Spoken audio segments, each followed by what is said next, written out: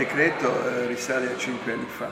Il decreto aveva l'obiettivo di conservare il traffico crocieristico della laguna di Venezia, perché questo è un asset importantissimo per il turismo italiano, non solo per il turismo veneziano, ma nello stesso tempo garantire la salvaguardia dell'ambiente lagunare. Era la primavera del 2012 quando, dopo il naufragio della nave da crociera Costa Concordia sugli scogli dell'isola del Giglio, i ministri dello sviluppo economico, trasporti, infrastrutture, Passera e dell'ambiente Clini emanarono un decreto anti-inchini che fra l'altro vietava il passaggio delle navi da crociera più grandi nel tragitto classico veneziano davanti a Piazza San Marco.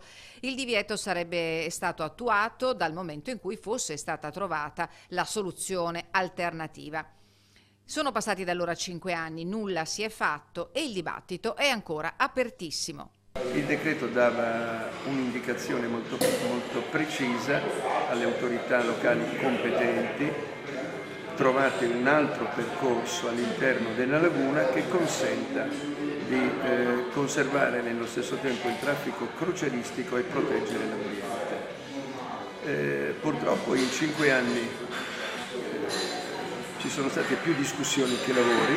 L'ultima ipotesi annunciata dal sindaco Brugnaro vedrebbe lo spostamento delle navi a Marghera. Non era estromettere il traffico crocieristico dalla laguna l'obiettivo del nostro decreto, spiega l'ex ministro.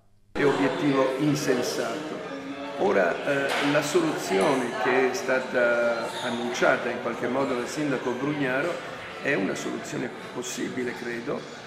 Si tratta di fare in fretta. Già in fretta, perché l'incertezza in pochi anni ha allontanato 400.000 passeggeri. Di contro, la stazza media delle navi si è ingrandita.